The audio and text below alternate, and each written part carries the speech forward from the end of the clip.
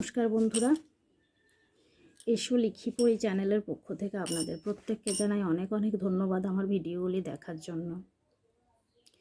বাচ্চাকে আমরা বাড়িতে কিভাবে ক্যাপিটাল লেটার স্মল লেটারগুলি অতি সহজে বাড়িতে লেখাতে পারি সেই ধরনের ভিডিওই আমি আপলোড করি এবং স্বরবর্ণ ব্যঞ্জনবর্ণের ভিডিও আমি আপলোড করে দিয়েছি, আপনারা চাইলে দেখতে পারেন।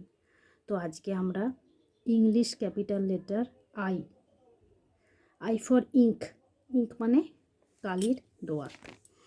আই কিন্তু অনলি ফর একটা এই ধরনের দাগ হয়,